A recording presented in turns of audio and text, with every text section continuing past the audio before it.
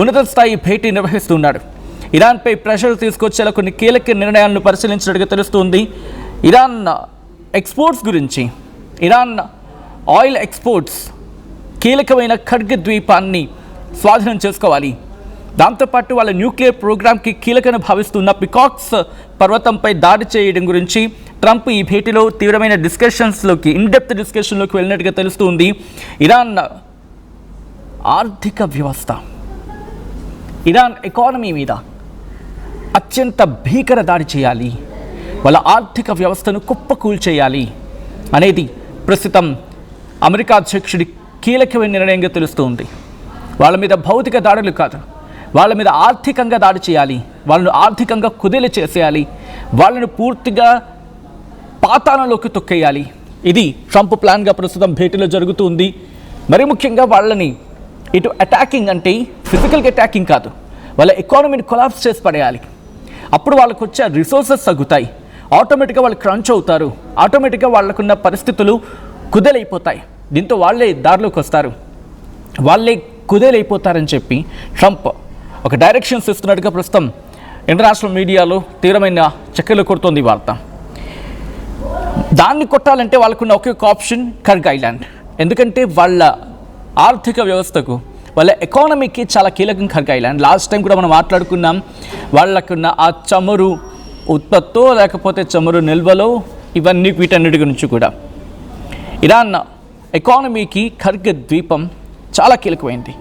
దీనిని స్వాధీనం చేసుకుంటే ఇరాన్పై ఆర్థికంగా మరింత ఒత్తిడి తీసుకురావచ్చు అని చెప్పి అమెరికా ఎప్పటి నుంచో భావిస్తూ ఉంది. దీంతోపాటు హార్ముజ్ స్ట్రైట్కి దగ్గరలో ఇరాన్ ద్వీపాలు అబు మూసా ఉన్నాయి, అలాగే లెసర్ టన్బ్ ఉంది, గ్రేటర్ టన్బ్ ఉంది. వీటిని కూడా వీటిని లాగేసుకొని తమ ఆధీనంలోకి తీసుకోవాలని చెప్పి అమెరికా భావిస్తున్నట్టుగా తీవ్రమైన చర్చ జరుగుతోంది. అయితే ఎందుకు వీటిని టార్గెట్ చేసుకుంటూ ఉన్నారు అనేది మనం కొద్దిసేపు క్రితం మాట్లాడుకున్నాం. ఏంటి స్ట్రైట్ ఆఫ్ హార్ముజ్ అనేది కీలకంగా మారుతుంది. స్ట్రైట్ ఆఫ్ హార్ముజ్కి మేము గార్డియన్ అని చెప్పి ఇరాన్, అమెరికా రెండు పోటీ పడుతూ ఉన్నాయి. ట్రంప్ ఒక అడుగు ముందుకు వేసి ఏకంగా 20% మీరు మాకు ఇస్తే కనుక మేము సిద్ధమవుతాం, 20%, ఎందుకంటే మేము వాటిని అక్కడ సెక్యూర్ చేస్తున్నాం కాబట్టి 20% అట్టుగా వెళ్ళి ఆ రవాణాలు 20% మాకు మీరు ట్యాక్స్గా చెల్లించాలంటూ కూడా చెప్పుకొచ్చిన సందర్భం. బట్ బిఫోర్ దట్ ఒకసారి ఆ ట్వీట్ని మీరు చూస్తున్నారు. At 3 PM ET, US forces launched operations for the second wave of strikes today against Iran. The strikes are targeting Iranian military capabilities used to threaten vessels freely transiting through the Strait of Hormuz, an international waterway vital to global commerce. The US military is holding Iran accountable at the commander-in-chief's direction అంటూ కూడా US central command చేసిన tweet ఇది. నేను మీకు అది explain చేసే ప్రయత్నం చేస్తాను. 3 గంటల స్థానిక కాలమాన ప్రకారం అమెరికా బలగాలు సెకండ్ వేవ్ ఆఫ్ స్ట్రైక్స్ని ఈరోజు ఇరాన్ మీద చేశాయి. అంటే సెకండ్ వేవ్ అంటూ ఉంటారంటే రెండోసారి అని కాదు, మరోసారి వాళ్ళ మీద దాడులకు పాల్పడ్డారు.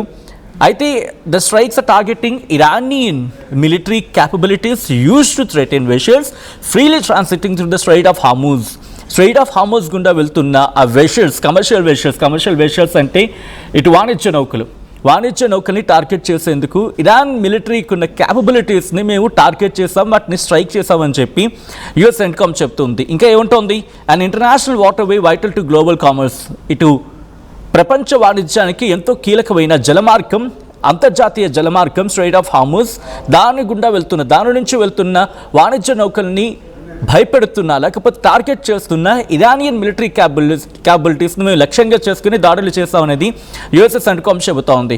The US military is holding Iran accountable at the commander in chief's direction.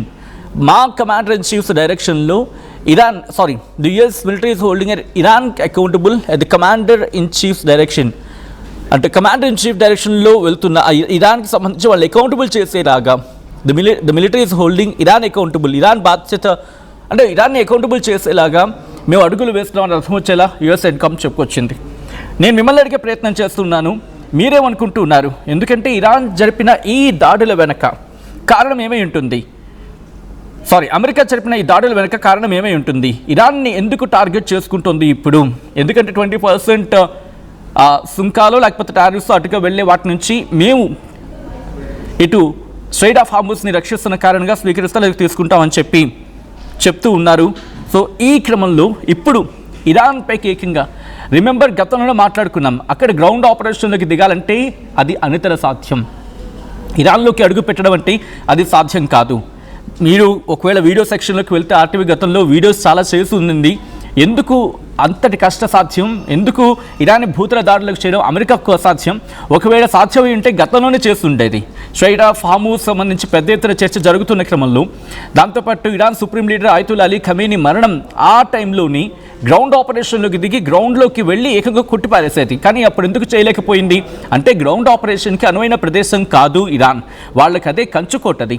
ఏకంగా చుట్టూతో పర్వతాలు ఉంటూ ఉంటాయి, ఒకవైపు ఎడారి ఉంటుంది, పాకిస్తాన్ వైపు నుంచి వచ్చినప్పుడు ఎడారి ప్రాంతం, రెండు వైపులా పర్వతాలు ఉంటాయి. ఆ పర్వతాలు కూడా ఎత్తైన పర్వతాలు, అక్కడి నుంచి ఎక్కి అక్కడి నుంచి దిగే సందర్భంలోనే తెలిసిపోతుంది అక్కడ ఏం జరుగుతుంది అనేది. దాంతోపాటు ఇరాన్ ఇప్పటికీ గ్రౌండ్ ఆపరేషన్కి ప్రిపేర్ అయ్యింది. వాళ్ళు ఇంటర్నల్గా ఫోర్సెస్ని సిద్ధం చేసుకున్నారు, జనాలని అక్కడ ప్రజల్ని కూడా ఫోర్సెస్లో భాగం చేశారు, బ్యాసిస్ అనే ఫోర్సెస్ సిద్ధం చేసుకున్నారు.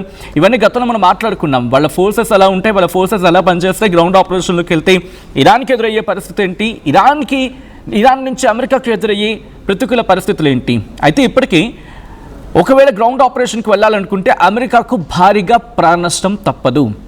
కొన్ని లక్షలాది మంది సైన్యాన్ని దించినా అమెరికాకు ప్రాణ నష్టం తప్పదు. బట్ ఇరాన్ చేతులు ఎత్తేస్తుందంటే as of now biggest question mark.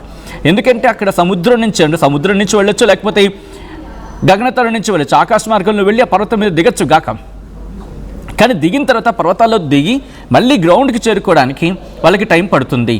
But అప్పటికే అక్కడ మాట వేస్తున్న ఇరాన్ బలగాలు ఇటు అమెరికా మీద దాడి జరిపే అవకాశం ఉంటుంది. కాబట్టి as of now that is the biggest question mark. Iran మీద గ్రౌండ్ ఆపరేషన్కు ట్రంప్ వెళ్ళడం అనేది బిగ్గెస్ట్ క్వశ్చన్ మార్క్. ఇది వాళ్ళని భయపెట్టడంలో భాగం కావచ్చు. At the same time sanctions లాంటివి విధించి, ఇటు అంతర్జాతీయంగా శాంక్షన్స్ అవి విధించి ఇరాన్ ఆర్థిక ఆయుపట్టు అంటే ఆర్థికంగా వాళ్ళని కుదేలు చేసి వాళ్ళ ఆయుపట్టు మీద దెబ్బతీసే ప్రయత్నం చేస్తే బహుశా ఆ కోణంలో అమెరికా కాస్త సఫలం అవ్వచ్చేమో, అమెరికా అనుకున్నట్టుగా కాస్త సక్సెస్ అవ్వచ్చేమో. కానీ ఇరాన్కి స్వతహాగా మాత్రం వాళ్ళని దెబ్బతీసే సిచ్యువేషన్స్ అమెరికాకి అయితే ప్రస్తుతానికి లేవండంలో అతిశయోక్తి లేదు. మరి ట్రంప్ నెక్స్ట్ వ్యూహం ఏంటి? నిజంగా భీకర దాడులకు దిగేందుకు లక్షలాది మంది సైన్యాన్ని బలి చేసే అవకాశం ఉంటుందా? నిర్మోహమాటంగా ఒకవేళ భూతల దాడులకు దిగాలంటే ఈ కథనం మమ్మల్ని కాస్త కలవరపరచచ్చు. దీనికి సంబంధించి తగిన జాగ్రత్తలు తీసుకోవాలని ఆర్టీవీ సూచించడం జరుగుతోంది. This is a disturbing content, video description is highly advice. మీరు మాట్లాడే ప్రయత్నం చేయండి, మీరే కమెంట్ చేసే ప్రయత్నం చేయండి. అమెరికాకు సాధ్యమైన ఇరాన్లో కనుక గ్రౌండ్ ఆపరేషన్కి దిగితే ఇజ్ ఇట్ పాసిబుల్? మీరు అనుకుంటున్నారా సాధ్యమని చెప్పి ఇరాన్ ఓడించడం, లేకపోతే ఇరాన్కి ప్రపంచ దేశాలు సహకరించే అవకాశం ఉందా? మీరేమనుకుంటున్నారు? మీ అభిప్రాయం ఏంటి? కామెంట్ చేయండి.